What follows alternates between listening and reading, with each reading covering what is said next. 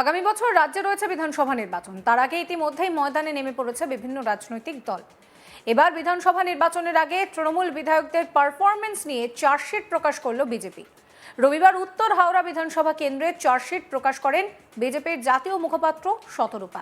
তিনি জানান, দক্ষিণবঙ্গে 100 জন তৃণমূল বিধায়কের চার্জশিট এইভাবেই পেশ করা হবে। এদিন শতরূপা বলেন, গত 7 বছরের বেশি সময় ধরে হাওড়া পুরসভায় নির্বাচন নেই, যার ফলে উত্তর হাওড়ার উন্নয়ন কার্যত থমকে গিয়েছে। রাস্তাঘাট ভাঙাচোরা, নিকাশি ব্যবস্থা একেবারে বেহাল, যত্রতত্র জঞ্জালের পাহাড় রয়েছে। এর পাশাপাশি একাধিক বড় কারখানা বন্ধ হয়ে গিয়েছে, ফলে শ্রমিকরা বেকার হয়ে পড়েছেন। এছাড়াও গঙ্গার পাড় এবং ফুটপাত দখল হয়ে যাচ্ছে, আইন শৃঙ্খলা ভেঙে পড়েছে। পুলিশ এবং প্রশাসন সমস্ত কিছু জেনেও নির্বিকার, অথচ ভোটের আগে তৃণমূলের পক্ষ থেকে বের করা হচ্ছে রথ। তার প্রশ্ন, তৃণমূল যদি এতই উন্নয়ন করে তবে আগে থেকে প্রচার কেন দরকার? কি বলছেন ভারতীয় জনতা পার্টির মুখপাত্র শতরূপা, শোনাবো আপনাদের। সরকার আদৌ কি করেছে এটা তো মানুষের একটা বোঝা দরকার না, যে আমরা মানুষ উপলব্ধি করবে। আমি হাওড়ার বাসিন্দা, আমি উপলব্ধি করবো যে হ্যাঁ আমার এখানে উন্নয়ন হয়েছে, কিন্তু সেখানে এখন 15 বছর পর, যেহেতু ইলেকশন আর 2-2.5 মাস পরেই অ্যানাউন্স হয়ে যাবে, এখন ওদের মনে হয়েছে যে উন্নয়নের পাঁচালি শুধু না, সেটা একটা বিশাল রথ করে নাকি। রথ বলছে কাকে? আমরা বিজেপি থেকে রথ বের করেছি, বিশাল বিশাল রথ, সেইটাকে অ্যাকচুয়ালি আমরা রথ বলে জানি।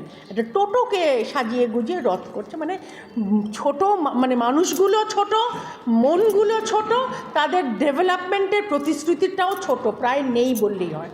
আমাদের তরফ থেকে এইটুকু। এবার আপনাদের যদি প্রশ্ন থাকে, হ্যাঁ, যদি একটা টোটোয় চড়ে রথ বলে সেটাকে উন্নয়নের পাঁচালি করে যদি প্রচার বলেন, তাহলে তাই হবে বোধহয়।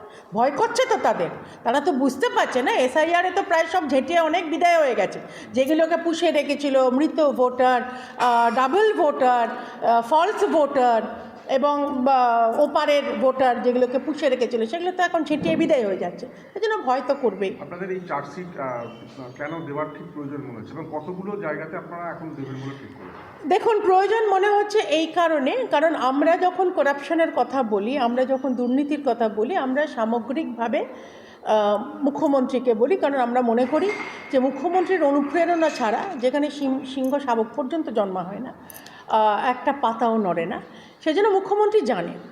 এবার আমরা আরও ডিটেলসে একদম গ্রাউন্ড লেভেল থেকে যে ইনফরমেশনগুলো আমরা পেয়েছি, এবং আমরা অনেকে, আমি ন্যাশনাল স্পোক্সপারসন উমেশ, রাজ্যের নেতা, আমরা বিভিন্ন লেভেলে নেবে অ্যাকচুয়ালি হাতে নাতে এই খবরগুলো নিয়ে এসেছি। দুর্নীতি, অনুন্নয়ন, যেগুলো পড়ে শোনালাম সেগুলো তো তাই দাঁড়ায় দাদা।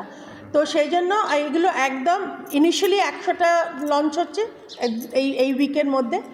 এরপরে আরও যে কটা সিট আছে তৃণমূলের MLA যারা আছেন, তাদের প্রত্যেককেই এগুলো নিয়ে কি আপনারা মানুষের বাড়ি বাড়ি পৌঁছে যাবেন? এই মুহূর্তে তো লঞ্চ হলো, আপনারা যদি প্রচার করেন, তারপরে যদি মনে হয় যখন ভবিষ্যতে যখন এটা ডোর টু ডোর যখন আমাদের ঘুরবে লোকজন, নিশ্চয়ই আমরা বলবো, যে depending on say K candidate হচ্ছে। কিন্তু এইগুলো তো লোকাল, এগুলো তো এর ইস্যু, উত্তর হাওড়ার এগুলো ইস্যু, তো ন্যাচারালি যে ক্যান্ডিডেট হবে বা এরপরে ইলেকশনের সময় আমরা নিশ্চয়ই এটাকে নিয়ে আরও ডোর টু ডোর ঘুরবো। এদিকে চার্জশিট নিয়ে তীব্র কটাক্ষ করেছেন রাজ্যের ক্রীড়া প্রতিমন্ত্রী মনোজ তিওয়ারি। এদিন মন্ত্রী বলেন যে বিজেপির বিরুদ্ধেই চার্জশিট দরকার। প্রধানমন্ত্রী 2014 সালে ক্ষমতায় আসার আগে প্রতিশ্রুতি দিয়েছিলেন 2 কোটি বেকারের চাকরি এবং প্রত্যেক অ্যাকাউন্টে 15 লক্ষ টাকা করে দেওয়া হবে। তার কি হলো?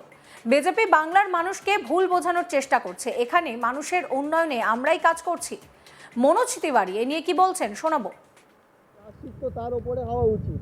বিরোধী দলের নেতারা যারা বড় বড় কথা বলে, তারা ভুলে গেছে তারা কোথায় ছিল আগে। তারা তো এই দলেই ছিল, তাদের উল্টো যারা, আমরা কি করব যদি আমরা শিবপুর তৃণমূল কংগ্রেস যদি আবার পেছনে যদি লেগে যাই, তাহলে ওনার প্রত্যেক কটা পুরনো ভিডিওগুলো বার করে মানুষের সামনে রেখে দেব। সেখানে উনি নিজেই কিন্তু মাননীয় মুখ্যমন্ত্রীকে প্রশংসা করছে এই মা মাটি মানুষ সরকার যে ভালো ভালো কাজ করেছে বলে। আবার আজকে দিনে বলছে চার্জশিট বার করবে, উনি তো এটা হিপোক্রিসির একটা কথাবার্তা বলছে। উনি ভুলে যাচ্ছেন কি উনি যখন আমাদের দলে ছিলেন, মাননীয় মুখ্যমন্ত্রী রাজনীতি করতে শেখালো, ওনাকে দেখালো বসিয়ে, বাবা বস পাশে বস, কীভাবে রাজনীতি করতে হয় দেখ, কীভাবে উন্নয়ন করতে হয় দেখ। সেটা দেখার পর, শেখানোর পর আজকে যদি উনি বিরোধী দলের নেতা হয়ে অন্যদিকে পাল্টে গিয়ে 21-এর নির্বাচনের সময় গিয়ে আজকেই বলছে যার থেকে শিখলাম তার একটা চার্জশিট বার করব, এটা মেনে নেওয়ার মতন নয়, হাস্যকর। উনি বলেননি, মানে আরে বিজেপির পক্ষ থেকে এই চার্জশিট, মানে উনি বলা মানে বিজেপি বলা। চার্জশিট পেশ করা হবে আজকে। আমরাও চার্জশিট, আমরাও বিজেপি সরকারের চার্জশিট বার করব, কেন্দ্র সরকারের চার্জশিট বার করব। আপনারা আমার হয়তো বক্তব্যতে শুনেছেন, মানুষকে তাদের ধ্যান অন্যদিকে আকর্ষিত করার জন্য অনেক প্রচেষ্টা তারা করাচ্ছে, কিন্তু আমরা যদি রাস্তায় নেমে পড়ি একে একে ধরে ধরে, তাহলে এমনি মানুষ যে 10টা-15টা ভোট দেয় সেটাও দেবে না। কেন আমরা এত সহজে ভুলতে চাই না। 2014-র আগে কি বলেছিল? 15 লক্ষ করে টাকাটা দেবে, 2 কোটি চাকরি দেবে প্রত্যেক বছর, গ্যাসের দাম, পেট্রোলের দাম, ডিজেলের দাম কমবে। কিন্তু আজকের দিনে সেই দামগুলো যদি তালিকা তুলে দেখো, সেইগুলো একটাও কথা দিয়ে কথা রাখেনি, মিথ্যে কথা ছাড়া আর কিছু বলে না। একদিকে তৃণমূলের তরফ থেকে বলা হচ্ছে যে বিজেপি মিথ্যে ছাড়া কিছু বলে না, অন্যদিকে এবার তৃণমূল বিধায়কদের পারফরমেন্স নিয়ে চার্জশিট প্রকাশ করলো বিজেপি। রবিবার উত্তর হাওড়া বিধানসভা কেন্দ্রের চার্জশিট প্রকাশ করেছেন বিজেপির জাতীয় মুখপাত্র শতরূপা। তিনি বলছেন, দক্ষিণবঙ্গের 100 জন তৃণমূল বিধায়কের চার্জশিট এইভাবেই পেশ করা হবে। গত 7 বছরের বেশি সময় ধরে হাওড়া পুরসভায় নির্বাচন নেই, ফলে কোনো উন্নয়ন হয়নি। রাস্তাঘাট ভাঙাচোরা, নিকাশি ব্যবস্থার বেহাল দশা, যত্রতত্র নোংরা পড়ে রয়েছে। এরই পাশাপাশি কারখানা বন্ধ, শ্রমিকরা বেকার, গঙ্গার পাড় দখল হচ্ছে, ফুটপাত দখল হচ্ছে, আইন শৃঙ্খলা কার্যত ভেঙে পড়েছে। পুলিশ এবং প্রশাসন জেনেও নির্বিকার, অথচ ভোটের আগে তৃণমূলের পক্ষ থেকে বের করা হচ্ছে দল। তার প্রশ্ন যে তৃণমূল যদি এই উন্নয়ন করে তবে এত আগে প্রচার কেন দরকার? কি বলছেন শতরূপা, শোনাবো।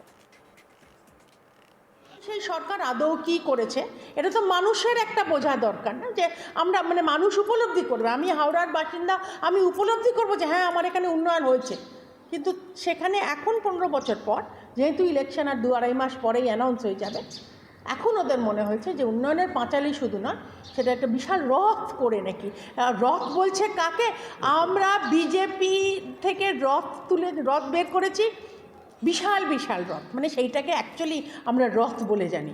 এটা টোটোকে সাজিয়ে গুজিয়ে রথ করছে, মানে ছোট, মানে মানুষগুলো ছোট, মনগুলো ছোট, তাদের ডেভেলপমেন্টের প্রতিশ্রুতিটাও ছোট, প্রায় নেই বললেই হয়। আমাদের তরফ থেকে এইটুকু। এবার আপনাদের যদি প্রশ্ন থাকে, হ্যাঁ, যদি একটা টোটোয় চড়ে রথ বলে সেটাকে উন্নয়নের পাঁচালী করে যদি প্রচার বলেন, তাহলে তাই হবে বোধহয়। ভয় করছে তো তাদের, তারা তো বুঝতে পারছে না SIR-এ তো প্রায় সব ঝেঁটিয়ে অনেক বিদায় হয়ে গেছে, যেগুলোকে পুষিয়ে রেখেছিল, মৃত voter, double voter, false voter এবং ওপারের ভোটার, যেগুলোকে পুষিয়ে রেখেছিল, সেগুলো তো এখন ঝেঁটিয়ে বিদায় হয়ে যাচ্ছে। এই ভিডিও সম্পর্কে আপনাদের মতামত জানাবেন। সমস্ত খবরের আপডেটের জন্য চ্যানেলটিকে সাবস্ক্রাইব করতে ভুলবেন না।